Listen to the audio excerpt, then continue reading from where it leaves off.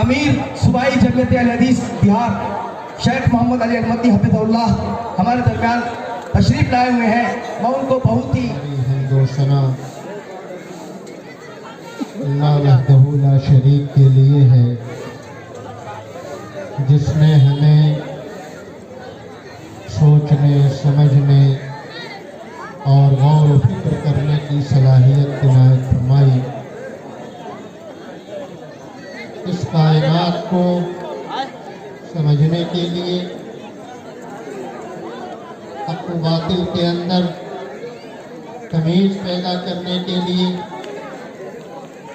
یہ انتہائی ضروری ہے کہ اللہ تبارک و تعالیٰ کی اس نعمت عقل سلیم کو بروئے کار لایا جائے. یہ فطرت سلیمہ بذات خود بہت سارے راز سے ہمارے نگاہوں کے پردے ہٹا دیتی ہے اور حق و باطل ہمارے سامنے نکھر کے آ جاتا ہے. ایک دیہاتی سے کسی نے پوچھا کیف عرفت ربک، تو نے اپنے رب کو کیسے پہچانا تمہارا رب ہے؟ تو اس نے جواب دیا البعرۃ تدل علی البعید والاثر يدل على المشير وهذا العالم يدل على الصانع الخبير. اگر اس کی میگنی پڑی ہوئی ہے تو یہ اس بات کی دلالت ہے کہ یہاں اونٹنی کا وجود ہے. اگر نشانات قدم موجود ہیں تو یہ اس بات کی گواہی دے رہے ہیں کہ ابھی اس راہ سے گزرا ہے کوئی، کہے دیتی ہے شوخی مصطفیٰ. لیکن اللہ تبارک و تعالیٰ نے صرف ہماری تعقل پسندی اور ہماری ہدایت کے حوالے ہمیں نہیں کیا، بلکہ ہماری ہدایت اور رہنمائی کے لیے انبیاء اور رسول بھیجے، کتابیں نازل فرمائی.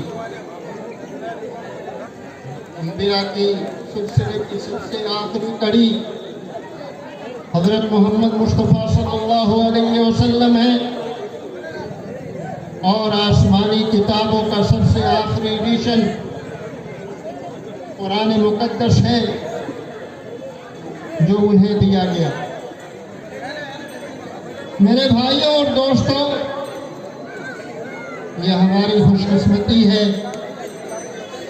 کہ اللہ تبارک و تعالیٰ نے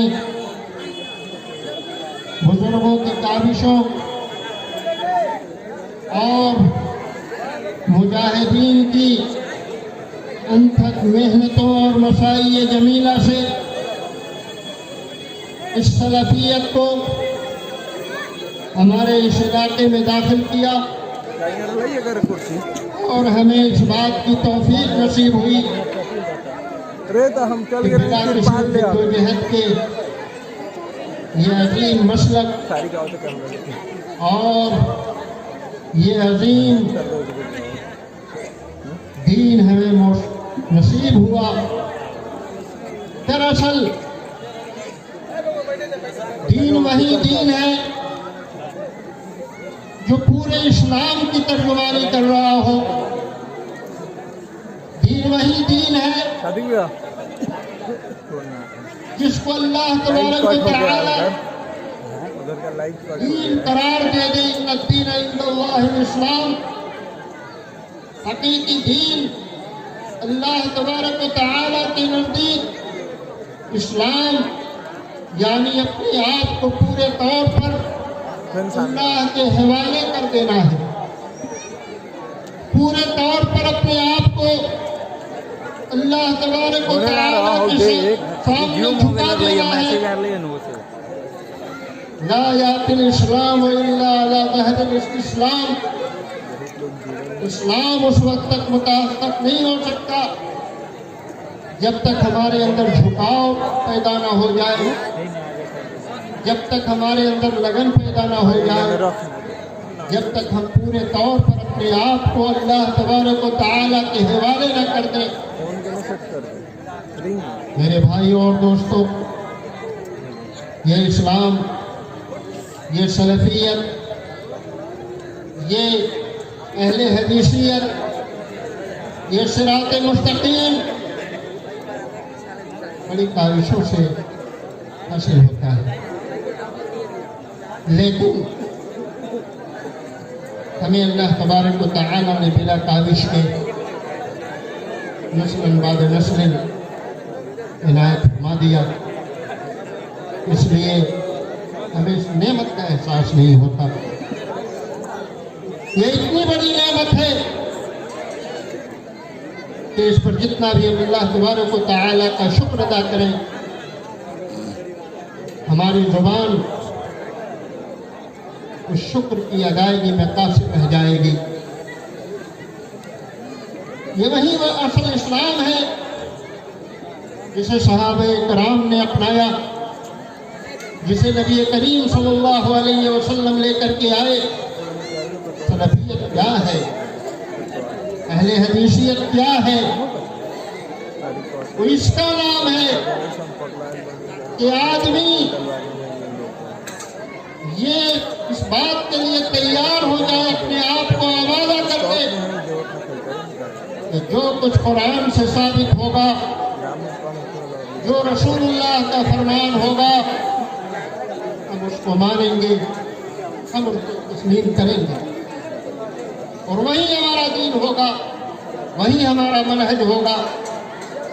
اور وہی ہمارا اصل راستہ ہوگا۔ وَأَنَّ هَذَا صِرَاطِي مُسْتَقِيمًا فَاتَّبِعُوهُ وَلَا تَتَّبِعُوا السُّبُلَ فَتَفَرَّقَ بِكُمْ عَنْ سَبِيلِهِ۔ یہی صراط مستقیم ہے، یہی وہ سیدھا راستہ ہے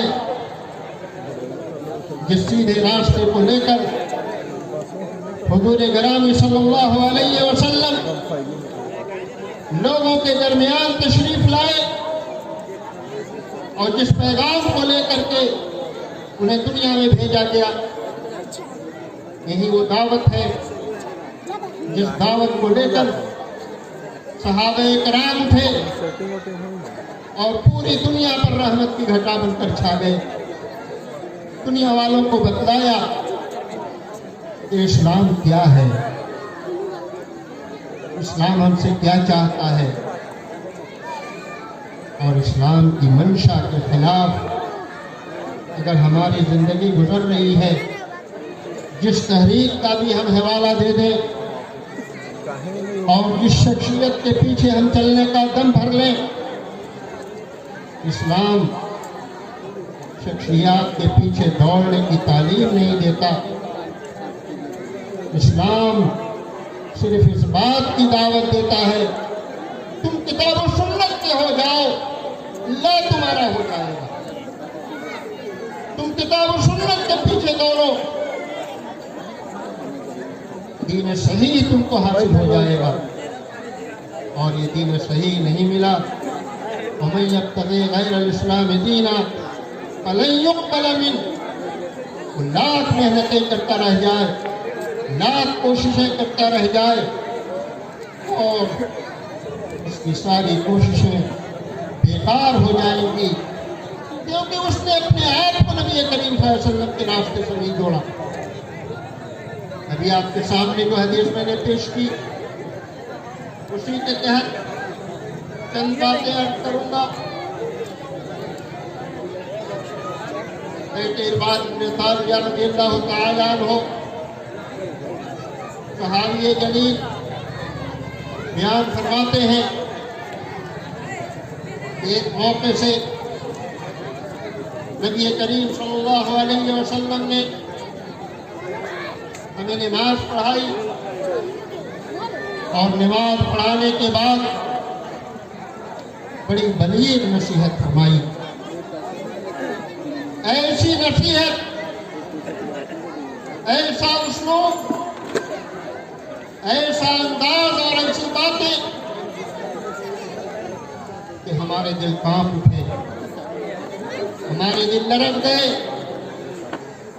ہماری آنکھیں بہہ پڑی، ہماری آنکھوں میں آنسو آ گئے۔ ہم نے کہا کہ رسول گرامی صلی اللہ علیہ وسلم جس طریقے سے ایک آدمی جو گھر سے نکلتا ہے، لمبے سفر پہ روانہ ہوتا ہے اور اپنے بال بچوں اور پیچھے رہ جانے والوں کو ضروری وصیت و نصیحت کرتا ہے، اسی طریقے سے آپ ہمیں نصیحت کر رہے ہیں۔ تو اس موقع پر آپ ہمیں کیا کہنا چاہتے ہیں؟ کون سی خاص باتیں، کون سی خاص نصیحتیں آپ ہمیں دینا چاہتے ہیں؟ نبی کریم صلی اللہ علیہ وسلم نے فرمایا کہ اس موقع سے میں جو تمہیں نصیحت کرنا چاہتا ہوں وہ یہ ہے کہ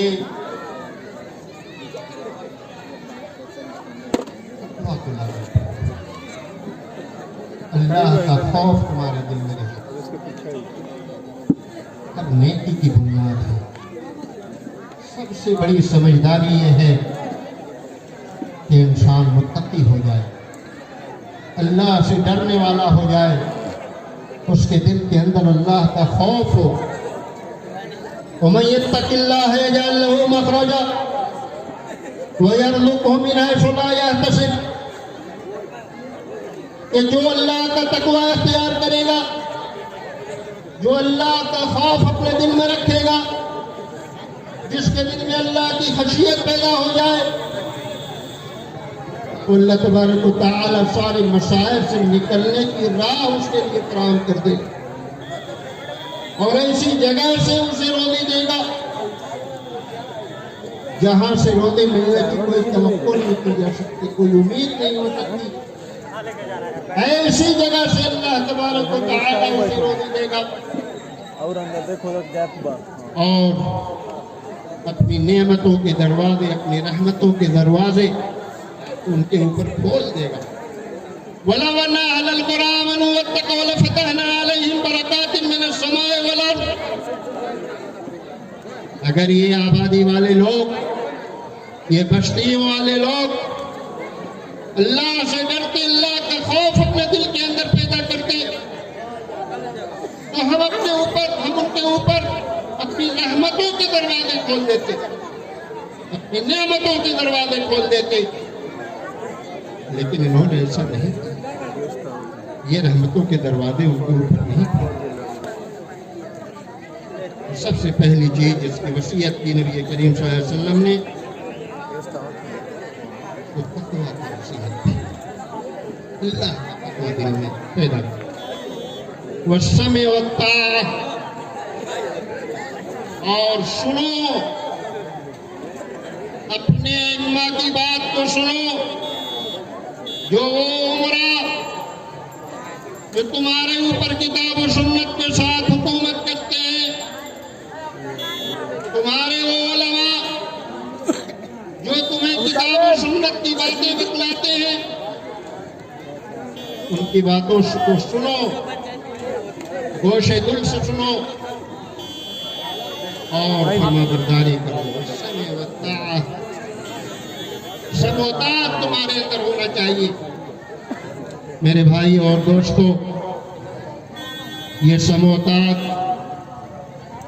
ہمارے لیے سب سے بڑی نعمت ہے، اور یہ سمع و طاعت یہی اصل منہج سلف ہے، یہی منہج صحابہ ہے۔ سمجھو سمع و طاعت کیسی ہوتی ہے، اپنے امیر کی بات کیسے مانی جاتی ہے، اپنے علماء ربانیین کی باتوں کو کیسے سنا جاتا ہے، کیسے ان کو دل میں اور ذہن و دماغ میں اتارا جاتا ہے، کیسے ان کے اوپر عمل کیا جاتا ہے۔ غزوہ احزاب کا موقع ہے، حضرت حذیفہ ابن الیمان رضی اللہ تعالی عنہ بیان فرماتے ہیں چاروں طرف سے مدینہ کو مختلف پارٹیوں نے متحدہ محاذ بنا کر گھیر لیا. ہر طرف سے مدینہ گھیرے میں آ گیا، محاصرہ تنگ کر دیا گیا، اور روزانہ یہ ہوتا تھا کہ آج کفار و مشرکین مدینے میں داخل ہو جائیں گے. سخت سردی کا عالم، مدینے کے اندر خوراک اور غلہ کی کمی، اور اتنی کمی تھی کہ بعض صحابہ کرام نے اپنے شکم سے کپڑا ہٹایا تو نظر آیا کہ پیٹ پہ پتھر بندھا ہوا ہے، کچھ کھانے کو گھر میں نہیں ہے.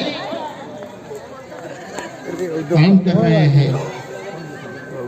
جنگ ہو رہی ہے، تلوار بچائے ہوئے ہیں،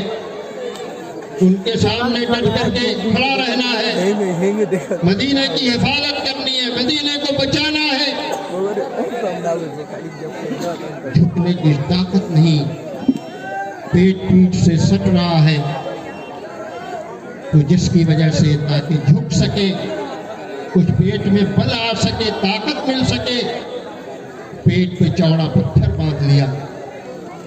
پیٹ کے اندر کچھ نہیں تو باہر ہی صحیح جھک تو پائیں گے، کوئی سامان زنگ تو اٹھا پائیں گے. دکھایا کہ اللہ کے رسول ہماری یہ حالت ہے، اس پریشانی کا ہم شکار ہیں، بھوک مری کے شکار ہیں. نبی کریم صلی اللہ علیہ وسلم خود کئی دن سے بھوکے تھے. آپ نے اپنے شکم مبارک سے چادر ہٹائی، کرتا ہٹایا تو نظر آیا کہ آپ نے دو پتھر باندھ رکھے. اور ایسے حالات میں رحمت کے طور پر اللہ تبارک و تعالی نے ٹھنڈی ہواؤں کو بھیجا. نصرت بالصبا واہلکت عاد بالدبور، قوم عاد کو کچھوا ہوا کے ذریعے تباہ و برباد کیا گیا، اور اللہ تبارک و تعالی نے میری مدد پروائی ہوا کے ذریعے کی. یہ ہوائیں جب تیز چلنے لگی، اہل مدینہ، مسلمانان مدینہ، ان کو ہمت نہیں ہو رہی تھی کہ اپنے گھروں سے نکلیں. سرحدوں کی حفاظت تو دور کی بات، رات کا وقت، اور ایسے وقت میں نبی کریم صلی اللہ علیہ وسلم نے صحابہ کرام کو آواز دیا کہ کون ہے من القوم، کون ہے جو کفار و مشرکین اور اس متحدہ محاذ کی خبر لے کر کے آئے. کوئی نہیں بولا. دوسری بار آواز لگائی. حضرت حذیفہ ابن الیمان رضی اللہ تعالی عنہ نے کہا کہ انا یا رسول اللہ، میں اس کے لیے تیار ہوں، میں اس کے لیے آمادہ ہوں کہ جا کر کفار و مشرکین کی خبر لے آ کر کے آپ کو بتلاؤں. چنانچہ ان کو جاتے ہوئے نبی کریم صلی اللہ علیہ وسلم نے وصیت فرمائی، اپنا خیال رکھنا، ولا تحدث، کوئی نئی بات پیدا کر کے نہ چلے آؤ، وہاں سے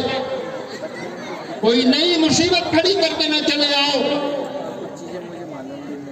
غور کیجئے منہج صحابہ کیا ہے اطاعت امیر کے سلسلے میں. حضرت حذیفہ ابن الیمان رضی اللہ تعالیٰ عنہ پڑھتے ہیں، اور پڑھنے کے بعد جب جاتے ہیں کفار و مشرکین کی جماعت میں، ابو سفیان کو احساس ہو جاتا ہے رضی اللہ تعالیٰ عنہ، جو اس وقت تک کافر ہی نہیں،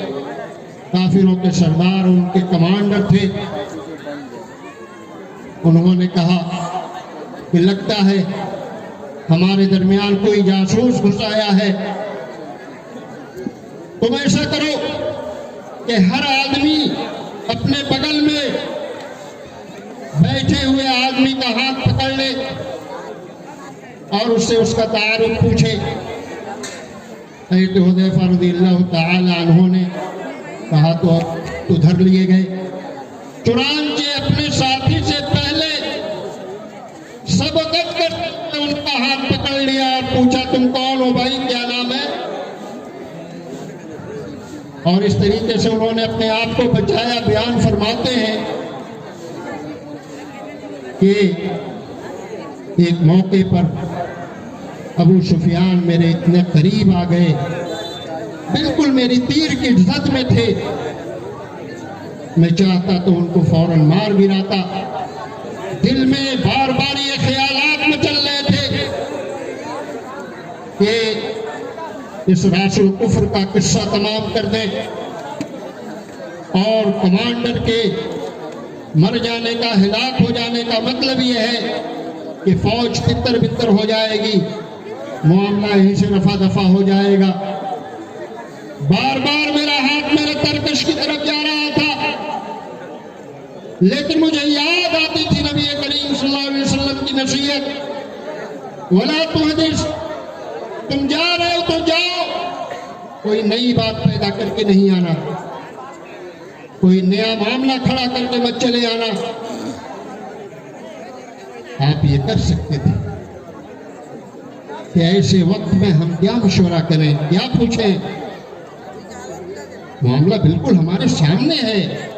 وہاں ہمیں اپنے قوت فیصلہ کو اپلائی کرنا ہوگا اور ہم ایسا کر سکتے ہیں۔ ہم ہوتے، آپ ہوتے، فوراً دشمن کا صفایا کر دیتے اور فوری طور سے ایکشن لے لیتے کہ ہماری پیٹھ ٹھوکی جائے گی، ہمیں شاباشی ملے گی کہ تم ایک بہت بڑا کام کر کے آئے ہو۔ لیکن صحابہ کرام کے اندر جو اسپرٹ پیدا کی گئی تھی، جو منہجیت ان کو دی گئی تھی اور جس طریقے سے ان کی تربیت ہوئی تھی، اس تربیت کا وہی تقاضا تھا جو حذیفہ بن الیمان رضی اللہ تعالی عنہ نے کیا، اور واپس آ گئے۔ میرے بھائی اور دوستو، یہ ہے سلف کا منہج اطاعت امیر کے سلسلے میں۔ خاص طور سے نبی کریم صلی اللہ علیہ وسلم نے اس بات کے اوپر زور دیا ہے کہ ہر آدمی اپنی 1.5 اینٹ کی مسجد الگ نہ بنائے، بلکہ تمہاری آواز ایک ہونی چاہیے، تمہاری بات ایک ہونی چاہیے، اور تمہاری بات کتاب و سنت کے مطابق ہونی چاہیے، تمہاری بات میں کوئی لوچ نہیں ہونی چاہیے، تمہارے کام میں کوئی کمی نہیں ہونی چاہیے۔ اور فرمایا فَإِنَّهُ مَن يَعِشْ مِنكُم بَعْدِي فَسَيَرَى اخْتِلَافًا كَثِيرًا، تم میں سے میرے بعد جو زندہ رہے گا وہ بہت سارے اختلافات دیکھے گا، بہت سارے اختلافات، فکری اختلافات، نظریاتی اختلافات، عملی اختلافات، بہت سارے اختلافات دیکھے۔ آج دینی تنظیمات کی کوئی کمی نہیں ہے، ان تنظیمات میں صرف ایک چیز کی کمی ہے، کتاب و سنت کی حقیقی روح کی کمی ہے اور اخلاص کی کمی ہے۔ اگر یہ چیز کسی تنظیم میں آ گئی، روح روا بن گئی، تو اس تنظیم کو کوئی روک نہیں سکتا، اس کے سیلاب کو کوئی تھام نہیں سکتا، وہ تنظیم آگے بڑھتی چلی جائے گی۔ لیکن اسی چیز کی ہمارے اندر کمی ہے۔ فَعَلَيْكُمْ بِسُنَّتِي وَسُنَّتِ الْخُلَفَاءِ الرَّاشِدِينَ، جب تم دیکھو کہ ہمارے درمیان اختلافات بہت زیادہ ہو گئے، افترقت اليہود والنصارى، افترقت اليہود على 71 ملة وافترقت النصارى على 72 ملة وستفترق أمتي على 73 ملة كلهم في النار قال من هم یا رسول اللہ قال ما انا علیہ واصحابی. کہا کہ یہودیوں کے اندر بہت سارے فرقے ہو گئے, 71 فرقوں میں بٹ گئے, ان سے آگے بڑھ گئے نصارہ, وہ تو 72 فرقوں میں جا بٹے. اور میری امت کا حال یہ ہوگا, اتنا لمبا زمانہ ان کو ملے گا, اتنا لمبا وقت ملے گا کہ یہ تو 73 فرقوں میں بڑھ جائیں گے, 73 فرقوں میں تقسیم ہو جائیں گے, اور سب جہنم میں جانے والے ہوں گے. ایک فرقہ ایسا ہوگا جو فرقہ جنت میں جائے گا, جو جنتی ہوگا. صحابہ کرام جو ہر خیر کے حریص ہوتے تھے, ہر اچھائی کے چاہنے والے ہوتے تھے, اور جنت کی طلب ہر آن اور ہر لمحہ ان کو رہتی تھی. فوراً پوچھا کہ من ہم یا رسول اللہ, وہ کون ہے بتلائیے تو, وہ کون لوگ ہیں جو جنت میں جائیں گے اور باقی سارے فرقے جہنمی ہوں گے. نبی کریم صلی اللہ علیہ وسلم نے فرمایا وہ فرقہ ہوگا, وہ جماعت ہوگی جو جماعت اس راستے پہ چلے گی جس راستے پہ میں آج چل رہا ہوں, اور جس راستے پہ میرے صحابہ چل رہے ہیں. اس راستے کو جو جماعت اختیار کرے گی وہی جماعت کامیاب ہوگی, وہی جماعت جنتی ہوگی, وہی جماعت جنت میں جانے والی ہوگی. لا تزال طائفة من امتی ظاہرین علی الحق لا يضرهم من خذلهم حتى یاتی امر اللہ. کہ قیامت تک میری امت کی ایک جماعت حق پہ قائم رہے گی, اس کو چھوڑ کے جانے والے جاتے رہیں گے, اس کے مدد سے ہاتھ کھینچنے والے کھینچتے رہیں گے, لیکن ان کو اس کی پرواہ نہیں ہوگی, اور وہ قیامت تک اسی حال پہ باقی رہیں گے یہاں تک کہ اللہ تبارک و تعالیٰ کا معاملہ, قیامت کا معاملہ آ جائے گا. میرے بھائی اور دوستو, ایسے موقع پہ نبی کریم صلی اللہ علیہ وسلم نے کامیابی کی شاہ دلیل بتلایا. فَعَلَيْكُمْ بِسُنَّتِي, لوگوں کان کھول کر کے سن لو, تمہارے اوپر لازم ہے کہ تم میری سنت کو اختیار کرو, میری سنت کو لازم پکڑو. یا سنت سفینۃ نوح من رکبها فقد نجا. سنت حضرت نوح علیہ السلام کا سفینہ ہے, ان کی کشتی ہے, جو اس کے اوپر سوار ہو جائے گا وہ نجات پا جائے گا. اور سنت کا سفینہ جس سے چھوٹ گیا وہ غرق ہو جائے گا, ہلاک و برباد ہو جائے گا, تباہ ہو جائے گا. فَعَلَيْكُمْ بِسُنَّتِي, تم میری سنت کو لازم پکڑو. فَلَا وَرَبِّكَ لَا يُؤْمِنُونَ حَتَّى يُحَكِّمُوكَ فِي مَا شَجَرَ بَيْنَهُمْ ثُمَّ لَا يَجِدُوا فِي أَنفُسِهِمْ حَرَجًا مِّمَّا قَضَيْتَ وَيُسَلِّمُوا تَسْلِيمًا. کہ تیرے رب کی قسم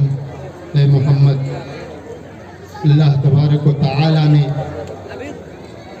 نبی کریم صلی اللہ علیہ وسلم کی جانب اپنی نسبت کرتے ہوئے کہا کہ فلا وربک, تمہارے رب کی قسم, اجلالا و اکراما,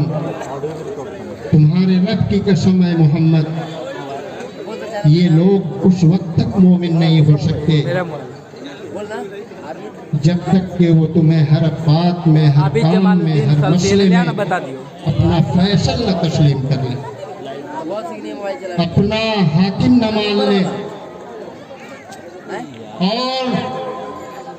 جب آپ فیصلہ کر دیں تو اس فیصلے کے حوالے سے ان کے دل میں کوئی کسک باقی نہ رہ جائے، کوئی خلش بھی باقی نہ رہ جائے، پورے طور پر کوئی خلش باقی نہ رہے، یعنی یہ جان لیں، راضی ہو جائیں کہ فیصلہ برحق ہے، یہی فیصلہ ہونا چاہیے اور میں اس فیصلے سے راضی ہوں، مطمئن ہوں، اپنے دل کو بھی مطمئن کر لیں کہ اسے بڑھیا کوئی فیصلہ ہو ہی نہیں سکتا۔ جو نبی کریم صلی اللہ علیہ وسلم کا اس سلسلے میں فیصلہ ہوا وہ فیصلہ آخری ہے، وہ حرف آخر ہے، اور یہی تعلیم دی گئی امت محمدیہ کو۔ وما كان لمؤمن ولا مؤمنة اذا قضى الله ورسوله امرا ان يكون لهم الخيرة من امرهم، کہ کسی مومن کے لیے خواہ مرد ہو یا عورت ہو، اگر اللہ اس کے رسول کی جانب سے کوئی فیصلہ ہو جاتا ہے تو یہ ان کے لیے روا نہیں ہے، جائز نہیں ہے کہ وہ اس سے ذرہ برابر بھی انحراف کریں اور ذرہ برابر بھی اس سے ادھر ادھر جائیں، پورے طور پر انہیں ماننا ہے، انہیں کوئی اختیار نہیں، اختیار کا معاملہ ختم، حکم رسول آیا، اللہ کا حکم آیا، اختیار سارے مسلوب ہو گئے، سارے اختیارات چھین دیے گئے، اب ماننے کے علاوہ کوئی چارہ نہیں، اب تسلیم ہے صرف، وہ یسلم و تسلیمہ، بھائی کرے رضا و تسلیم بن جائیے کہ اللہ کا یہی حکم ہے، رسول کا یہی حکم ہے تو ہم اسی کو مانیں، ہم اسی کو تسلیم کرتے ہیں، اور اسی میں ہمارے لیے يَحْذَرِ الَّذِينَ يُخَالِفُونَ عَنْ أَمْرِهِ أَن تُصِيبَهُمْ فِتْنَةٌ أَوْ يُصِيبَهُمْ عَذَابٌ عَلِيمٌ، لوگوں کو ڈرنا چاہیے جو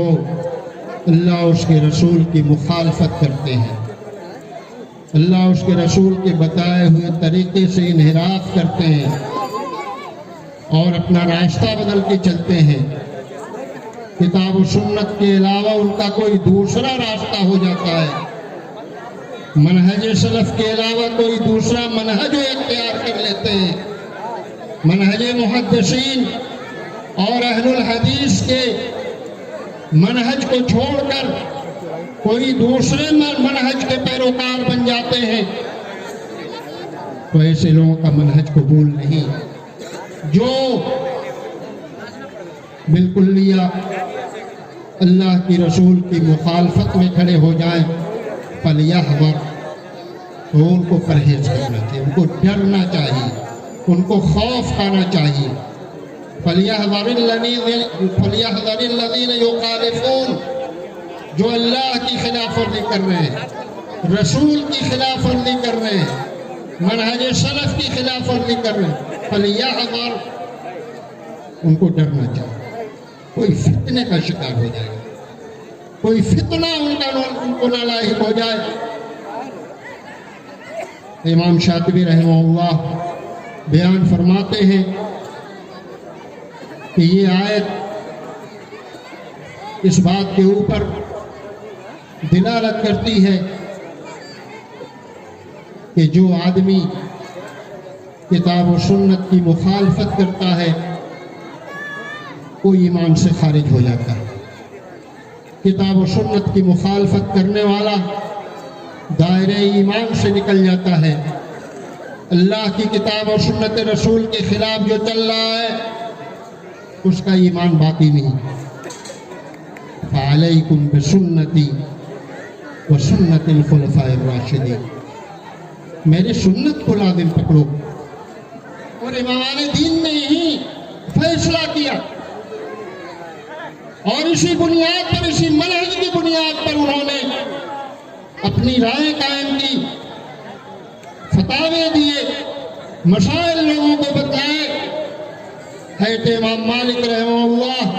کے پاس ایک آدمی آیا اور اس نے کہا کہ حضرت الامام، میں یہ چاہتا ہوں کہ مسجد نبوی سے احرام باندھو، اور مسجد نبوی میں نبی کریم صلی اللہ علیہ وسلم کی قبر کے نزدیک روضۃ من ریاض الجنہ سے احرام باندھ کے حج کرنے کے لیے جاؤں۔ حضرت امام مالک رحمہ اللہ نے فرمایا کہ ایسا نہ کرو، فإنی اخشی علیک الفتنہ، مجھے ڈر ہے کہ تم فتنے میں مبتلا ہو جاؤ گے، تم فتنے میں گرفتار ہو جاؤ گے۔ کہا کہ یہ کیا فتنہ ہے، فتنے میں پڑھنے کا کیا معاملہ ہے؟ ما ہی الا امیال ازیدھا، یہ چند امیال ہیں، چند میل ہیں جن کو میں زیادہ کر رہا ہوں۔ نبی کریم صلی اللہ علیہ وسلم نے ذوالحلیفہ سے احرام باندھا، میں ان کی مسجد سے احرام باندھ رہا ہوں، باندھنے کے لیے آپ سے مسئلہ طلب کر رہا ہوں، فتویٰ پوچھ رہا ہوں۔ کہا کہ یہی تو فتنہ ہے کہ تم اپنے آپ کو یہ سمجھتے ہو کہ جس خیر تک رسول گرامی صلی اللہ علیہ وسلم نہیں پہنچ سکے وہاں تک تم پہنچ رہے ہو، اور وہاں پہنچ کر جو نیکی وہ حاصل نہیں کر سکے اس نیکی کو تم حاصل کر لینا چاہتے ہو۔ یہی تو فتنہ ہے۔ اللہ کے رسول صلی اللہ علیہ وسلم نے ذوالحلیفہ سے احرام باندھا ہے، تمہارے لیے بھی لازم ہے کہ تم ذوالحلیفہ سے احرام باندھو، ورنہ تم فتنے کا شکار ہو جاؤ گے۔ اور یہی آیت پڑھ کے سنائی، فَلْيَحْذَرِ الَّذِينَ يُخَالِفُونَ عَنْ أَمْرِهِ أَن تُصِيبَهُمْ فِتْنَةٌ أَوْ يُصِيبَهُمْ عَذَابٌ أَلِيمٌ۔ آج اخلاص زائد میں پتہ نہیں ہم کیا کیا کام کر جاتے ہیں کہ اچھا ہی تو ہے، بہتر ہے، ایسا کرنا تو اور اچھا ہے۔ اچھا ہونے کا معیار یہ ہے کہ اللہ کے رسول کے سنت کے مطابق ہو، اللہ کے فرمان کے مطابق ہو، نہیں تو اس کے اندر کوئی اچھائی نہیں۔ دین کا ہر ایک کام اس کے اندر ہمیں یہ طلب کرنی چاہیے کہ اس میں اللہ تبارک و تعالیٰ کا کیا فرمان ہے، رسول گرامی صلی اللہ علیہ وسلم کا کیا فرمان ہے، اور اسی طریقے سے وہ ہدایت یافتہ ائمہ خلفائے راشدین ان کا کیا منہج ہے اس سلسلے میں، اور انہوں نے اس سلسلے میں اپنا کیا طور طریقہ اختیار کیا کہ ان کے منہج کو بھی اختیار کرنے کی نبی کریم صلی اللہ علیہ وسلم نے ہدایت دی۔ فَعَلَيْكُمْ بِسُنَّتِي وَسُنَّتِ الْخُلَفَاءِ الرَّاشِدِينَ الْمَهْدِيِّينَ، وہ خلفاء جنہوں نے علی منہاج النبوہ خلافت کی، حکومت کی، امارت کی کرسی پہ جلوہ افروز رہے، ان کی بات، وہ اصل منہجی لوگ تھے، ان کے طور طریقے کے مطابق جو چلتا رہا، تو تم ان کے طور طریقے کو اختیار کرو، جو چلتا رہا وہی کامیاب ہو۔ فَعَلَيْكُمْ بِسُنَّتِي وَسُنَّتِ الْخُلَفَاءِ الرَّاشِدِينَ الْمَهْدِيِّينَ، ہدایت یافتہ ہیں اور اسی طریقے سے صحیح راستے اور درست راستے پہ چلنے والے وہ خلفاء، کتاب و سنت کے مطابق عمل کرنے والے، نبی کریم صلی اللہ علیہ وسلم کے طور طریقے کے مطابق مسلمانوں کے معاملات کی دیکھ ریکھ کرنے والے، ان کی تم علیکم بسنتی وسنت الخلفاء الراشدین المہدیین تمسکوا بہا، مضبوطی سے تھام لو، اس کی رسی تمہارے ہاتھ سے نہ چھوٹنے پائے، اور تم اس سے گمگشتہ راہ کبھی نہ ہونے پاؤ۔ تمسکوا بہا وعضوا علیہا بالنواظر، پورے طور سے چمٹ جاؤ اللہ کی کتاب، سنت رسول اور منہج صحابہ، منہج محدثین، منہج خلفاء الراشدین، ان کو اختیار کرو، ان کے راستوں پہ چلو، ان کے طور طریقے کو اختیار کرو۔ اور اس کے بعد فرمایا وَإِيَّاكُمْ وَمُحْدَثَاتِ الْأُمُورِ، ایک بڑے فتنے میں تم لوگ مبتلا ہو. اللہ کے رسول کا طریقہ ہے غلط طریقے پر ان کاموں کی نسبت رسول گرامی صلی اللہ علیہ وسلم کی طرف کر دی جائے گی. فرمایا کہ ایاکم ومحدثات الامور، تم دین میں نئی باتیں پیدا کرنے سے ہمیشہ بچتے رہنا، کیونکہ ہر نئی بات گمراہی ہے، ہر نئی بات بدعت ہے اور ہر بدعت گمراہی. تم بدعت کا کبھی شکار نہیں ہونا. حضرت عبداللہ ابن مسعود رضی اللہ تعالی عنہ کو خبر دی گئی کہ مسجد میں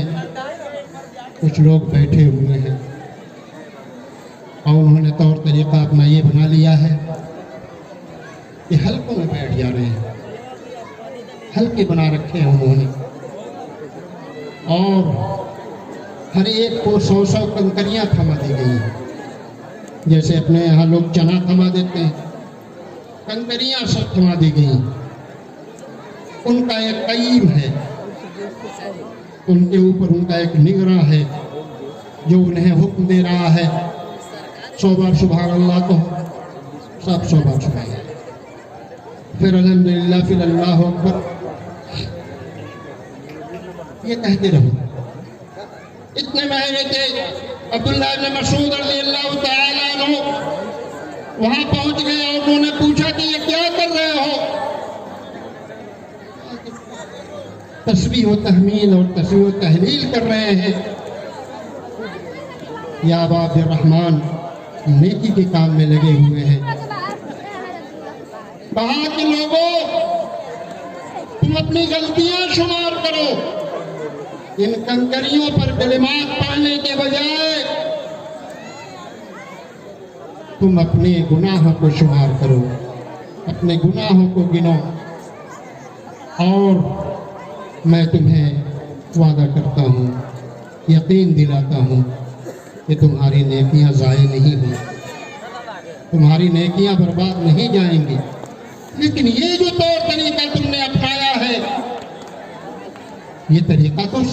رسول گرامی صلی اللہ علیہ وسلم سے ثابت نہیں ہے. چنا کو پڑھنا، کنکریوں پہ تکبیر پڑھنا، یہ تو اللہ کے رسول صلی اللہ علیہ وسلم سے ثابت نہیں ہے. پھر افسوس کرتے ہوئے کہا، ہائے تمہاری بربادی، اے امت محمد، کتنی جلدی تم گمراہ ہو گئے. نبی کریم صلی اللہ علیہ وسلم کو اس دنیا سے گئے ہوئے بہت زیادہ دن نہیں ہوئے، ابھی ان کے استعمال کے برتن تازہ ہیں، ابھی ان کے کپڑے پرانے ہو کے پھٹے نہیں ہیں، ابھی ان کے اثرات پوری طور پہ موجود ہیں، باقی ہیں. ان کے صحابہ کی ایک کثیر تعداد ابھی موجود ہے، اور تم نے یہ بدعتیں یاد کرنی شروع کر دی. میرے بھائی اور دوستو، خیر کا جو بھی کام ہو، بھلائی کا جو بھی کام ہو،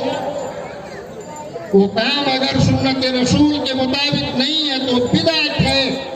گمراہی ہے. اللہ تبارک و تعالیٰ اس کے اوپر ثواب دینے کے بجائے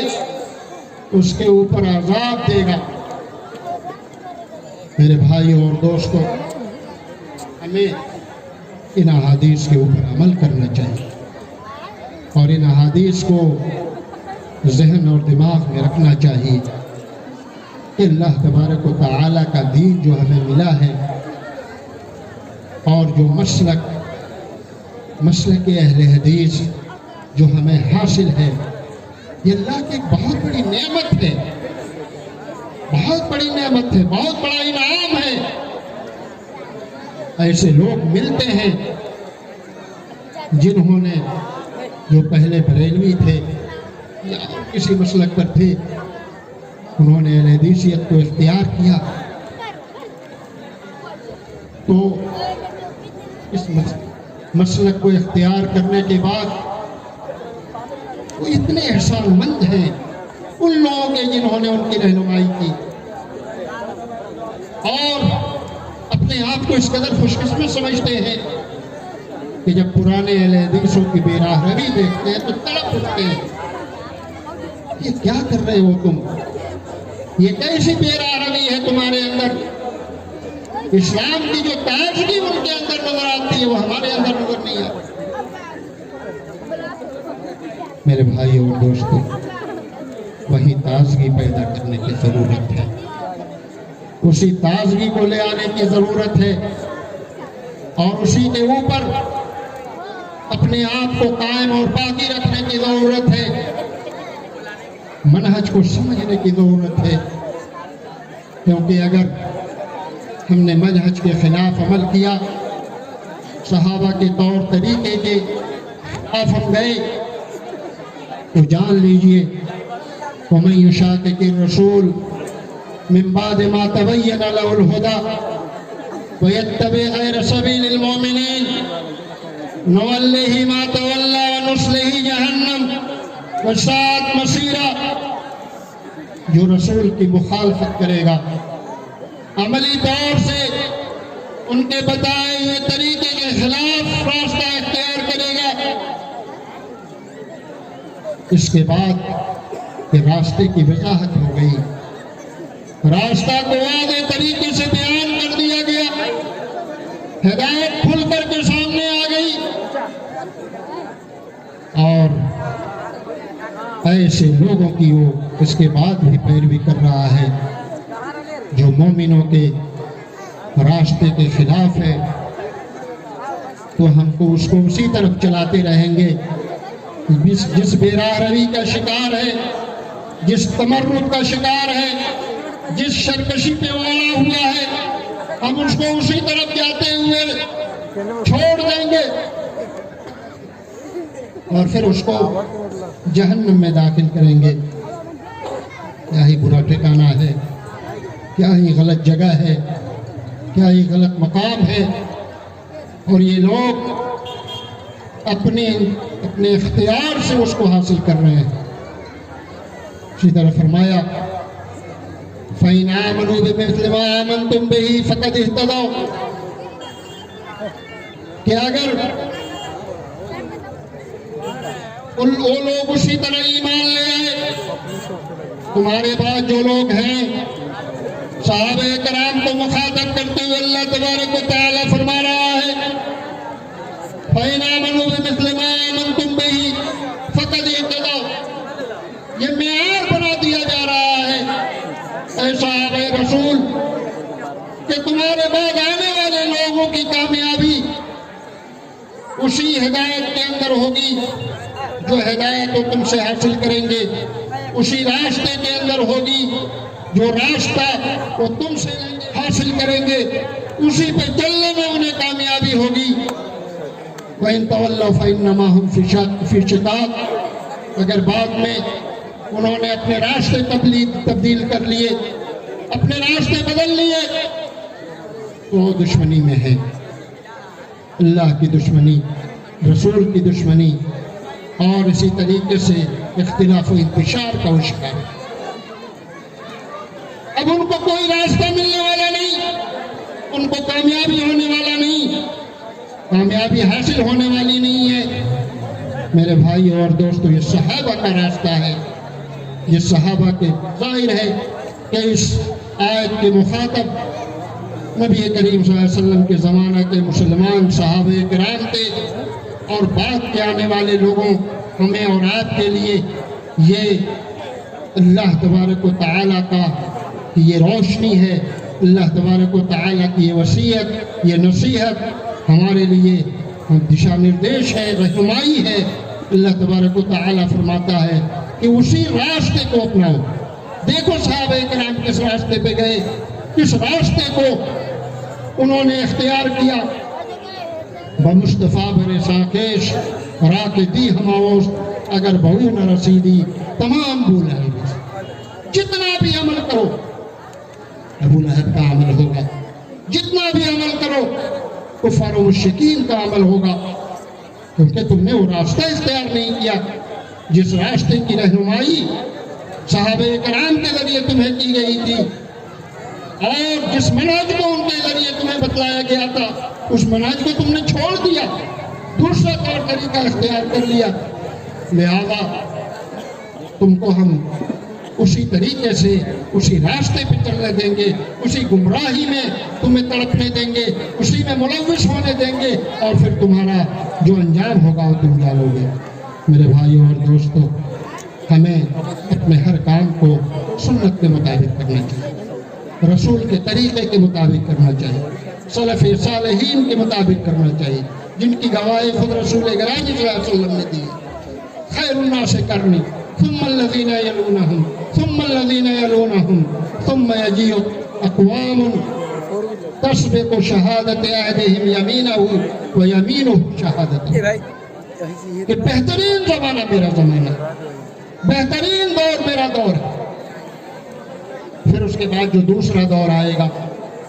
پھر اس کے بعد جو تیسرا دور آئے گا، یہی اصل سلف امت ہے، جو ان تین زمانوں کے لوگ ہیں، جو ان تین ادوار کے لوگ ہیں، یہی اصل سلف امت ہے، اور انہی کو سلف مان کر، انہی کے راستے کو جو ہے اختیار کر کے اور انہی کے راستے پہ چل کر کے ہم کامیاب ہو سکتے ہیں۔ کہ اسی راستے کو اپناؤ، کیونکہ اس کے بعد جو آنے والے لوگ ہیں، ایسے لوگ آئیں گے، ایسے لوگ ہوں گے کہ جن کی شہادتیں ان کے قسم سے پہلے ہوں گی یا قسم شہادتوں سے پہلے ہوگی۔ یہ کوئی پتہ نہیں، کوئی فرق نہیں ان کے نزدیک ہوگا، ان کے جھوٹ سچ میں، ان کے غلط اور جو ہے صحیح میں، ان کے حق و باطل میں کوئی تمیز باقی نہیں رہ جائے گا۔ میرے بھائیوں اور دوستوں، میرا وقت ختم ہو چکا ہے۔ اللہ تبارک و تعالی ہمیں کہنے اور سننے سے زیادہ عمل کرنے کی توفیق عطا فرمائے۔ اقول قولی ھذا واستغفر اللہ لی ولکم ولسائر المسلمین۔ السلام علیکم ورحمۃ اللہ وبرکاتہ۔